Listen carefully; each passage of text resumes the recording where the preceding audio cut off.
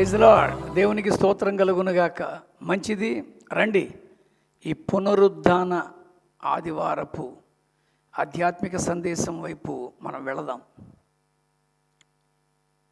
నేను ఈస్టర్ ఏమిటి, ఈస్టర్ అన్న పేరు ఎలా వచ్చింది, ఈస్టర్ అంటే ఏమిటి, ఈ వివరాలు ఏమి నేను చెప్పట్లేదు. ఎందుకంటే అది కాదు మనకి ప్రాముఖ్యం. మనకి పునరుద్ధానం ప్రాముఖ్యం. ఎందుకంటే భూమి మీద దేనికి గ్యారంటీ లేదు. ఈ భూమి మీద దేనికి గ్యారంటీ లేదండి. గ్యారంటీ ఇస్తున్న వాళ్ళు కూడా గ్యారంటీ ఇవ్వలేరు. కానీ భూమి మీద ఒక విషయానికి మట్టుకు ఎవరిచ్చినా ఇవ్వకపోయినా గ్యారంటీ ఉంది. అదే మరణం. మరణానికి ఖచ్చితంగా గ్యారంటీ ఉంది. Everyone has to die, no chance. అదే క్రమంలో పరలోక సంబంధమైన విషయంలో 100% గ్యారంటీ ఉన్న ఒక విషయం పునరుద్ధానం. ఇది అందరికీ సంభవిస్తుందండి.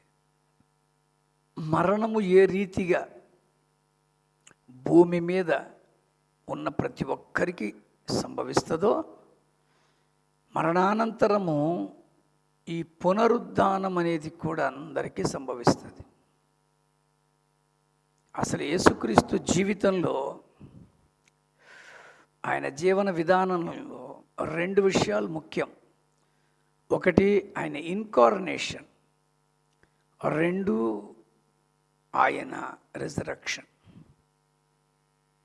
ఆయన మానవ జన్మ తీసుకోవడంలో, ఆ మానవ అవతారంలో రావడం ఎంత ప్రాముఖ్యతో, ఆయన మరణాన్ని జయించి పునరుద్ధానుడైనది ఇంకా ప్రాముఖ్యం. ఈ లోకరీతిగా చేస్తున్నటువంటి భక్తిలో తిరిగి జన్మించడం అనేది ఉంది. అందుకనే పునర్జన్మ సిద్ధాంతం వాళ్ళు అవలంబిస్తారు. ఈ జీవితంలో మనం చేసుకునే వాటిని బట్టి పునర్జన్మ ఉందని, ఈ పునర్జన్మ కూడా ఒక 7 సార్లు దేవుడు అనుగ్రహిస్తాడని, తర్వాత ఇంకా ఉండదని ఇవన్నీ శాస్త్రాలు చెప్తాయి. కానీ క్రైస్తవ్యంలో ఈ పునర్జన్మ సిద్ధాంతం లేదు. ఈ జన్మలోనే మనం పునర్జన్మ ఎత్తాలి. ఈ జన్మలోనే మన పాత జన్మ పాపాన్ని కడుక్కొని పవిత్ర జన్మలోనికి రావాలి. అది బైబిల్ చెప్పింది. అందుకనే క్రీస్తు యేసునందు ఉన్నవాడు నూతన సృష్టి. కనుక ఈ రీఇన్కార్నేషన్ అనగా పునర్జన్మ ఇందులో లేదు, కానీ రిజరక్షన్ మట్టుకుందండి. పునరుద్ధానం ఉంది. ఈరోజు ఈ పునరుద్ధానం అందరూ పొందుతారు. కానీ ఆ పునరుద్ధానం మనల్ని ఎక్కడికి చేరుస్తుంది అనేది ఇక్కడ ప్రాముఖ్యం. యేసుక్రీస్తు వారి జీవితంలో ఆయన గురించి ప్రవక్తలు, లేఖనాలు ఏం చెప్పాయో వాటిని అనుసరించి ఆయన జీవితం అంతా సాగింది. ఆయన పుట్టుక మొదలుకొని మరణము, సమాధి చేయబడ్డం, తిరిగి లేవడం, ఇవన్నీ కూడా లేఖనానుసారంగానే జరిగాయి. యేసుక్రీస్తు వారు ఏది చెప్పారో అది చేశారు, ఏది చేశారో అది ముందుగానే చెప్పబడింది. అలాంటి ఒక ప్రత్యేకత ఉన్నటువంటి భగవత్ స్వరూపుడు ఆయన. అందుకనే అంటున్నాను, ఈ పునరుద్ధానం అనేది కూడా యేసు చెప్పి చేసిన పని. మత్తయి సువార్త 28వ అధ్యాయం 5-6 వచనాలలో దూత ఆ స్త్రీలను చూచి, మీరు భయపడకుడి, సిలువ వేయబడిన యేసును మీరు వెతుకుచున్నారని నాకు తెలుసు. ఆయన ఇక్కడ లేడు, తాను చెప్పినట్టే ఆయన లేచి ఉన్నాడు. ఆయన చెప్పినట్టే, ఆయన ఏది చెప్పారో అది చేశారండి. నేను తిరిగి లేస్తాను అనే విషయం వారు ముందుగానే చెప్పారు. లూకాసు వార్త 24వ అధ్యాయంలో కూడా 5-6 వచనాలలో వారు భయపడి ముఖములను నేలమోపి ఉండగా మీరు సజీవుడైన వానిని మీరెందుకు మృతుల్లో వెతుకుచున్నారు?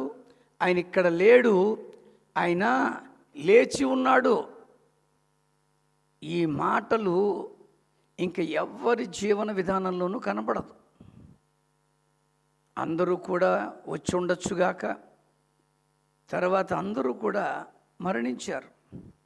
ఆ మరణానంతర జీవితాలు ఇంకా మనకి తెలియదు. కానీ క్రీస్తుకు వచ్చేసరికే ఆ మరణానంతర జీవన విధానం కనిపిస్తుంది. ఇది మనకు ఒక నిరీక్షణ అనుగ్రహిస్తుంది. ఈ పునరుద్ధానాన్ని ఆయన జరిగించి దానిని ఖరారు చేశారు, స్థిరపరిచారు. ఇది అందరికీ ఉంటుందనేటువంటి ఒక సత్యాన్ని మనకి బోధించారు. కొరింథీయులకు రాసినటువంటి మొదటి పత్రిక 15వ అధ్యాయాన్ని పునరుద్ధాన అధ్యాయం అని అంటారు. ప్రియమైన దేవుని బిడ్డలారా, అందులో 3వ వచనంలో ఏమనుందంటే, నాకు ఇయ్యబడిన ఉపదేశమును మొదట మీకు అప్పగించి తిని, అదేదనగా లేఖనముల ప్రకారము క్రీస్తు మన పాపముల నిమిత్తము మృతి పొందాడు, సమాధి చేయబడ్డాడు, లేఖనముల ప్రకారము 3వ దినమున లేపబడ్డాడు, ఆయన కేఫాకు తర్వాత 12 కనబడ్డాడు. ఇట్స్ వెరీ క్లియర్ అండి. వీటిని ఫేక్ అంటే ఇంక ఏది కూడా నమ్మడానికి లేదు. ఇది ఫేక్ అంటే ఇంక అన్నీ ఫేకే. ఎందుకంటే ఒక గ్రంథంలో దేవుడి గురించి చెప్పింది తప్పు అంటే ఇంకా ఏ గ్రంథంలో దేవుడి గురించి చెప్పింది అయినా తప్పే. మనం ఒక గ్రంథంలో దేవుడి గురించి చెప్పింది ప్రామాణికతగా తీసుకుంటే ఇంకా ఏ గ్రంథంలో చెప్పబడినా దేవుని గురించి ఆ ప్రామాణికతను మనం కొనసాగించాల్సిందే. అందుకనే స్పష్టంగా అంటున్నాను, ఆ క్రీస్తు మనుషుల పాపాల కొరకు చనిపోయాడు, సమాధి చేయబడ్డాడు. ఈ క్రీస్తు అందరికీ తెలుసు. ఈరోజు క్రైస్తవ్యంలో అందరికీ తెలిసిన క్రీస్తు ఎవరంటే, ఈ భూమి మీద అన్ని కార్యాలు చేసి పెట్టేవాడు. యేసు ప్రభువు నమ్ముకోండి, మీ రోగాలు పోతాయి. యేసు ప్రభువు నమ్ముకోండి, మీకు ఇళ్ళు ఇస్తాడు, మేళ్ళు ఇస్తాడు. యేసు ప్రభువు నమ్ముకుంటే మీకు పెళ్ళిళ్ళు అవుతాయి, పిల్లలు పుడతారు, మీ ఆస్తిపాస్తులు పెరిగిపోతాయి. ఇవన్నీ అవ్వచ్చుగాక. ఆ యేసు తెలిసినంత మాత్రాన ఏం ఉపయోగం లేదండి. ఆ యేసు తెలిసిన వాళ్ళకి ఏమి ఇస్తున్నాడో ఆ యేసుని ఎరగని వాళ్ళ దగ్గర కూడా ఉన్నాయి. ఏంటి పెద్ద తేడా? యేసుక్రీస్తు అంటే నీకు అవిచ్చి ఇవిచ్చి భూమి మీద ఉన్నప్పుడు నీకు సౌకర్యవంతమైన జీవనం ఇస్తాడు, నో డౌట్. కానీ ఆ క్రీస్తు తెలిసినంత మాత్రాన నాకు అన్నీ తెలిసిపోయాయి అనుకోవడానికి లేదు. ఇంకొక క్రీస్తు ఉన్నాడు. బైబిల్లో 2 క్రీస్తులు ఉన్నారా అని కన్ఫ్యూజ్ అవ్వకండి. ఈ క్రీస్తుని గురించి బైబిల్ చెప్పింది. ఏమంటాడంటే, రోమీలకు రాసిన పత్రిక 7వ అధ్యాయం 4లో, కావున నా సహోదరులారా, మనము దేవుని కొరకు ఫలములు ఫలించున్నట్లు మృతులలో నుండి లేపబడిన క్రీస్తు అను వేరొకని చేరుటకై మీరును ఆయన శరీరము ద్వారా ధర్మశాస్త్రము విషయమై మృతులైరి. మనం లేపబడతాం. ఈ మృతులైన వారు లేపబడతారు. అదే పునరుద్ధానం, తిరిగి లేపబడుట. కానీ అంతకు ముందున్నటువంటి క్రీస్తు ఈ భూమి మీద మానవ అవతారంలో ఉన్న ఆయన. అందుకనే నేను స్పష్టంగా అంటాను, ఈ భూమి మీద ఉన్నటువంటి క్రీస్తు తన యొక్క దైవత్వాన్ని, మానవత్వాన్ని సమపాళ్లలో తన జీవితంలో కనబరిచినటువంటి క్రీస్తు దేవుడిగా ఆయన నన్ను గొప్ప చేసుకోవడానికి ప్రయత్నం చేయలే, దేవుడిగా అనిపించుకోవడానికి కూడా ప్రయత్నం చేయలే. భక్తులు మంచి చేసిన వాడిని దేవుడు అనడం అనేది మామూలు మాట. సడన్గా ఎవరో నీడ్లో ఉంటారు, వాళ్ళ దగ్గరికి వెళ్ళి మనం సాయం చేస్తే దేవుళ్ళో వచ్చేసేవారు అంటారు. అటు దేవుడేమైపోడు. క్రీస్తు కూడా అంతే. కానీ ఎప్పుడైనా దేవుడు అవుతాడు. ఆ దేవుడైన క్రీస్తు అంటే ఎవరు? ఇదిగో ఈ క్రీస్తు. వేరొక క్రీస్తు అని వ్రాయబడి ఉందండి అక్కడ. మృతులలో నుండి లేపబడిన క్రీస్తును వేరొకని చేరుటకై. ఆ భూమి మీద ఉన్న క్రీస్తు ద్వారా నీకు నెమ్మది కలుగునుగాక. భూమి మీద ఉన్న క్రీస్తు ద్వారా నీ ప్రతి అవసరత అక్కడ తీర్చబడునుగాక. భూమి మీద మానవ అవతారములో సంచరించి మానవ ఆత్మతో ఉండి మానవుల మధ్య మానవుని వలె ఉన్నటువంటి క్రీస్తు ద్వారా ఆ తండ్రి అయిన దేవుని దగ్గరికి ఎలా చేర్చబడాలో చేరుకోవాలో నేర్పడానికి వచ్చిన క్రీస్తు ద్వారా మనం చాలా పొందుకున్నాం. కానీ ఇప్పుడు మనకి తెలియవలసిన క్రీస్తు ఎవరంటే మృతులలో నుండి లేపబడిన క్రీస్తు. ఆ క్రీస్తుకి జాలి ఎక్కువ. అందుకని ఆయన ఎవరు కొట్టినా ఏమీ అనలా, ఎవరిని తిట్టినా ఏమనలా. ఈ క్రీస్తుని అర్థం చేసుకున్న వాళ్ళకి ఈ పునరుద్ధానుడైన క్రీస్తు అర్థమవుతాడు. ఈ క్రీస్తుని అర్థం చేసుకుంటే మృతులలో నుండి లేపబడిన క్రీస్తుని మీరు చేరుకోగలరు. ఈ క్రీస్తు నీకు ఎంతవరకు అర్థమయ్యాడు? నీ ఐహికపరమైన భౌతికపరమైన అవసరతలు తీర్చుకోవడానికే ఇప్పుడు క్రీస్తుని ప్రకటిస్తున్నారు. మీరు రండి క్రీస్తులోనికి, మీ అప్పులు తొలగిపోతాయి, మీ ఆరోగ్యాలు బాగుపడిపోతాయి, మీకు అవన్నీ వస్తాయి. పునరుద్ధానంలో లేపబడతావు. పునరుద్ధానంలో లేపబడినప్పుడు నువ్వు తండ్రితో ఉండాలండి.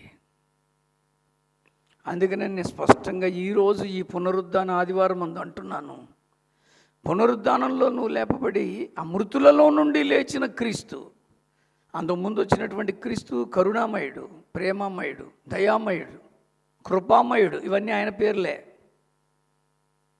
విమోచకుడు, రక్షకుడు, మంచి గొర్రెల కాపరి, కాపాడువాడు, కొనకనివాడు, నిద్రపోనివాడు, ఇవన్నీ ఆయనవే. కానీ ఇప్పుడు రాబోతున్న క్రీస్తున్నాడే, అనగా ఈ మృతులలో నుండి లేపబడి పునరుద్ధానుడైన క్రీస్తు న్యాయాధిపతి. Is going to give you judgement. ఈ భూమి మీద నువ్వు చేసిన ప్రతి మంచిదైనను సరే, చెడ్డదైనను సరే, కృత్యమైన అకృత్యమైన లెక్క కడతాడు. ఏదో నేను సూపరు, నేను టాపు అని మాట్లాడేస్తున్నావు. తీర్పు ఒకటి ఉంది మిత్రమా, అదే పునరుద్ధానం. ఆ పునరుద్ధానంలో లేపబడి నీవెక్కడికి వెళ్తావు? అందరూ పునరుద్ధానంలో లేపబడాల్సిందే. కానీ తన యందు విశ్వాసం ఉంచిన వారు ఆ శిక్ష పడకుండా, దాన్ని తప్పుగా మాట్లాడుతున్నారండి అన్యులు. నమ్మిన వానికి రక్షణ, నమ్మని వానికి శిక్ష అంటే అర్థం ఏంటి? దాన్ని తప్పుగా చెప్పేవాళ్ళు ఉన్నారండి. అదేం దేవుడు అండి? పోలీసు వాళ్ళు అంటారండి, ట్రాఫిక్ ప్రకారంగా వెళ్ళండి, వెళ్ళని వానికి శిక్ష అన్నారంటే దాని అర్థం పోలీసు వాళ్ళు చెడ్డోళ్ళ? పోలీసు వ్యవస్థ చెడ్డదా? నువ్వు రూల్ ప్రకారంగా ఉంటే ఏ గొడవ లేదు, నువ్వు నమ్మకంగా ఉంటే ఏ గొడవ లేదు. నువ్వు ఎప్పుడైతే ఆ రూల్స్ని మీరి ప్రవర్తిస్తావో అప్పుడు వెంటనే నీకు శిక్ష వస్తుంది. దానిని బట్టి నువ్వు వ్యవస్థను తిడతావా? బాగా చదువుకోరా అబ్బాయి, చదువుకోకపోతే గోడ కుర్చీ వేయిస్తాను అన్నారు అనుకోండి, అంటే ఏం టీచర్ అండి ఇది, గోడ కుర్చీలు వేయించేవాడు టీచర్ అవుతాడా అని పిచ్చి వెర్రివాగుడు వాగే వాళ్ళతో అంటున్నాను నేను. దేవుడే అంటున్నాడు, నమ్మకపోతే శిక్ష అంటే ఊరికే స్వర్గం ఒకటి చెప్పి వదిలే లేదండి శాస్త్రం, పరలోకం ఒకటి చెప్పి వదిలే లేదండి బైబిల్. నేను మళ్ళీ చెప్తున్నాను, నరకం అనేది కూడా ఉంది. బైబిల్ కూడా అదే చెప్పింది. శిక్ష అంటే అది. ఆ నరకపాత్రుడిగా నువ్వు ఉండకూడదు. ఆ పరంధాముడి దగ్గరికి, ఆ మోక్ష పదానికి, ఆ పరలోకానికి, స్వర్గానికి నువ్వు చేరాలి. ఎక్కడ దేవుడు ఉంటాడో అదే స్వర్గం. ఆ స్థలానికి చేరాలి. చచ్చిపోయిన నువ్వు నేను పునరుద్ధానంలో లేస్తాం. ఆ లేపబడిన నీవు తండ్రి అయిన దేవుని యొక్క సన్నిధానపడే స్వర్గానికి వెళతావా, లేక నిత్య నరకాగ్నిగుండంతో ఉన్న ఆ నరకప్రాయమైన స్థలానికి వెళతావా? ఆ శిక్ష నువ్వు తప్పించుకో. ఎందుకంటే ఆ శిక్ష తప్పించుకోవడానికే, శిక్ష అయిపోవడానికి వచ్చాడు ప్రభు. ఆ ప్రభు యొక్క మానవ అవతారంలోని ఆలోచనే అది. ఎందుకంటున్నానంటే మానవ అవతారంలోకి దేవుడు క్రీస్తుని పంపాడు. మళ్ళీ చెప్తున్నా, క్రీస్తు మానవ అవతారంలో వచ్చాడు, దేవుడు పంపాడు. ఇప్పుడు ఆ దేవుడు ఉద్దేశం ఏంటంటే ఈ మానవ అవతారంలో ఉన్నవాడు క్రీస్తు అవతారంలోకి మారాలి. క్రీస్తు అవతారంలోనికి నువ్వు రావాలి. క్రీస్తులాగా నువ్వు నేర్చుకోవాలి. అందుకని ఆయన మానవ అవతారంలో తన ప్రియకుమారుడైన క్రీస్తుని పంపాడు. మానవులుగా చేయబడిన వాళ్ళు క్రీస్తులాగా మారాలి అని ఆయన ఆశ. క్రీస్తులాగా మారడం అంటే మత వ్యాప్తి కాదు, ఆయన మతస్థాపకుడు కాదు. క్రీస్తులాగా మారడం అంటే పేర్లు మార్చేవాడు కాదు. ఆయన ఎవరికి పేర్లే మార్చలే, కులాలు మార్చలే, మతాలు మార్చలే, బ్రతుకుని మార్చాడు. చెడిపోయిన, పడిపోయిన, పాడైపోయిన బ్రతుకుల్ని మార్చారు. ఒకసారి మన ప్రధానమంత్రి అయిన పివి నరసింహారావు గారి దగ్గర కొంతమంది ఔత్సాహికమైన వారు ఒక ప్రశ్న వేశారు. అయ్యా, మత మార్పిడి పేరిట చాలామంది పాస్టర్లు మార్చేస్తున్నారండి మనుషుల్ని, దీని మీద మీ అభిప్రాయం ఏమిటి అన్నారు. అప్పుడు పివి నరసింహారావు గారు చెప్పిన మాట ఏంటో తెలుసా? ఈ విషయంలో నాకు పెద్ద అవగాహన లేదండి. మత మార్పిడి పేరిట వాళ్ళు మారుస్తున్నారో లేదో నాకు తెలియదు, కానీ కరుడు కట్టిన నేరస్తుల్ని, చెడిపోయి పడిపోయిన బతుకుల్ని, చావుకు అతి సమీపంగా వెళ్ళిపోయిన జీవనాల్ని వాళ్ళు మారుస్తున్నారండి. అది క్రీస్తు యొక్క పని. వాళ్ళు మతాలు మార్చడానికో, కులాలు మార్చడానికో, పేర్లు మార్చడానికో, రూపాలు మార్చడానికో క్రీస్తు రాలా. క్రీస్తులాగా మార్చబడాలి. ఆ ప్రేమతత్వం, దయాళత్వం, ఆ కరుణ, ఇది దేవుని లక్షణాలు. పవిత్రుడు, నిర్దోషి, నిష్కల్మషుడు, పాపులలో చేరక ప్రత్యేకింపబడినవాడు, ఇవి రావాలి మనలోకి. ఇవన్నీ ఎప్పుడు వస్తాయో అప్పుడు పునరుద్ధానంలో మనం శిక్ష తప్పించుకొని మేలు చేసాం కనుక జీవ పునరుద్ధానంలోకి వెళతాం. అందుకని పునరుద్ధాన ఆదివారం ముందు నీకు ఇంకో జన్మ ఉంది, ఇంకో జన్మ ఉందని నేను చెప్పట్లా. ఉన్న ఒక్క జన్మలో రిజరక్షన్ ఉందని చెప్తున్నా. ఆ రిజరక్షన్లో నువ్వు ఉంటావా? నేను మళ్ళీ అంటున్నాను, ఎవరు లేపుతారండి? ఈ రిజరక్షన్లో లేపేది ఎవరు? ఈ పునరుద్ధానంలో చనిపోయిన వారిని, లేక బ్రతికున్న వారిని లేపేది ఎవరు? తిరిగి లేచుట. రోమీలకు రాసిన పత్రిక 8వ అధ్యాయం 11లో, మృతులలో నుండి యేసును లేపిన వాని ఆత్మ మీలో నివసించి ఉన్న ఎడల, మృతులలో నుండి క్రీస్తు యేసును లేపిన వాడు చావునకు లోనైన మీ శరీరములను కూడా మీలో నివసించుచున్న ఆత్మ ద్వారా జీవింపచేస్తాడు. ఈరోజు లేపేది ఆయన. నీ లోపల ఆయన ఆత్మ ఉందా? దేవుని ఆత్మే మనలో ఉందండి. అదే భగవత్ స్వరూపుడు. దేహో దేవాలయ ప్రోక్త జీవోద్దేవో సనాతన. ఈరోజు నీ శరీరములే దేవుని ఆలయమై ఉందని, దేవుని ఆత్మ మీలో నివసించుచున్నదని మీరు ఎరుగరా? ఎవడైనాను ఈ శరీరాన్ని లేక ఈ ఆలయాన్ని పాడు చేస్తే నేను వాడిని పాడు చేస్తా. నేను మళ్ళీ అంటున్నాను, దేవుడు ఆత్మస్వరూపుడండి. మనం మతం పేరిట, కులం పేరిట విభాగించేసాం. దేవుడు హిందూ కాదు, దేవుడు ముస్లిం కాదు, దేవుడు క్రిస్టియన్ అంతకంటే కాదండి. దయచేసి వినండి. మరి ఎవరండి దేవుడు? ఆత్మ. ఆత్మశుద్ధి లేని ఆచారం అది ఎలా అంటాడు వేమన గారు. దేవుడు ఆత్మ అండి. ఈరోజు నువ్వు ఆత్మను నలిపేస్తున్నావు భక్తి పేరిట, ఆత్మని పాడు చేస్తున్నావు మతం పేరిట. యోహాను 4:24 అంటాడు, దేవుడు ఆత్మై ఉన్నాడు గనుక ఆయనను ఆరాధించేవారు, అనగా దేవుణ్ణి కొలిచేవారు ఆత్మతోనూ సత్యముతోనూ ఆరాధించండి అని ఉంది వాక్యం. ఈరోజు అలాంటి ఆత్మ నీలో ఉందా? ఖచ్చితంగా పునరుద్ధానంలో నువ్వు లేపడతావు, నో డౌట్. ఏ ఆత్మ అయితే క్రీస్తును లేపిందో అదే ఆత్మ నిన్ను నన్ను లేపబోతోంది. ఎందుకంటున్నానంటే కొరింథీయులకు రాసినటువంటి మొదటి పత్రికలోనే 15వ అధ్యాయం 15వ వచనంలో అంటున్న మాట, మృతులు దేవుడు క్రీస్తును లేపెనని ఆయనను గురించి మేము సాక్ష్యము చెప్పి ఉన్నాము కదా. దేవుడే లేపాడండి. అలాగా మృతులు లేపబడని ఎడల క్రీస్తు కూడా లేపబడలేదు. ఈ పునరుద్ధానం ఉంది.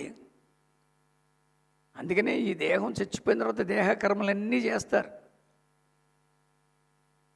ధర్మోదకాలు అని ఇస్తారు.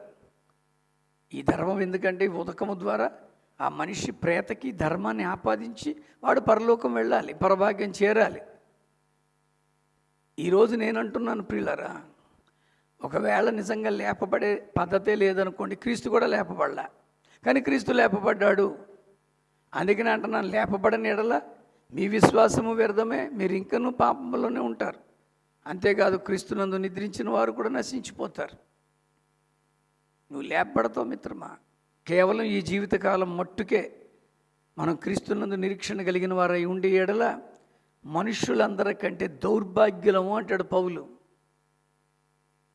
నేను మళ్ళీ అంటున్నానండి, ఏదో ఇక్కడ ఉన్నంతకాలం నేను అంత భక్తి చేశాను, ఎంత భక్తి చేశాను, నా భక్తికి అడ్డొచ్చిన వాళ్ళని చంపేశాను, నా భక్తికి అడ్డొచ్చిన వాళ్ళని కాల్చేశాను, వాళ్ళ గ్రంథాలు తగలబెట్టేశాను. గొప్పే. ఈ బ్రతుకులో ఇక్కడ దాకే నీ భక్తి మిత్రమా. దీని తర్వాత ఉందండి అసలైంది.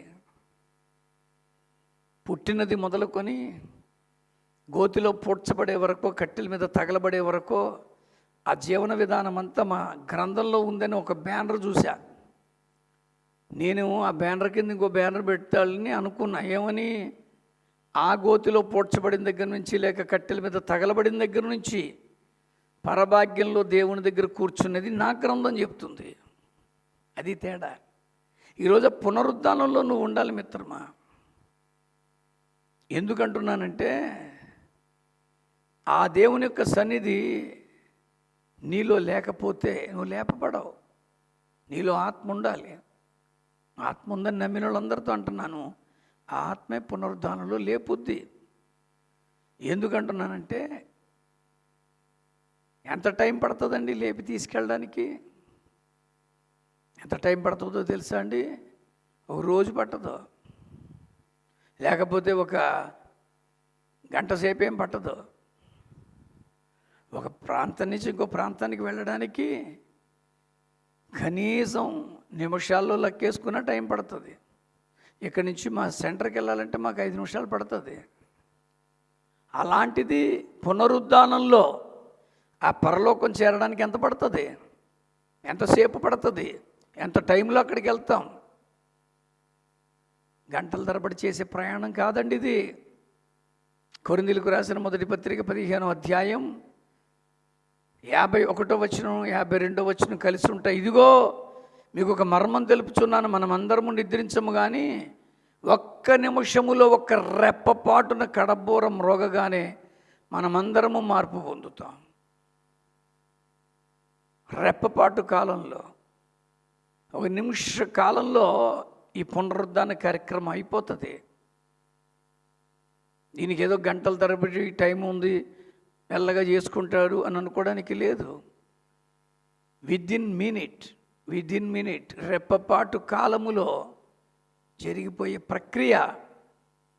గంటల ప్రయాణానికి నీకు ఎంత సిద్ధపాటు ఉంటుందే? ఇంటర్నేషనల్ ఫ్లైట్ ఎక్కాలంటే కనీసం 3 గంటల ముందు ఉండాలి ఎయిర్పోర్ట్లో. డొమెస్టిక్ ఫ్లైట్ ఎక్కాలన్నా 1-2 గంటలు ఉండాలి.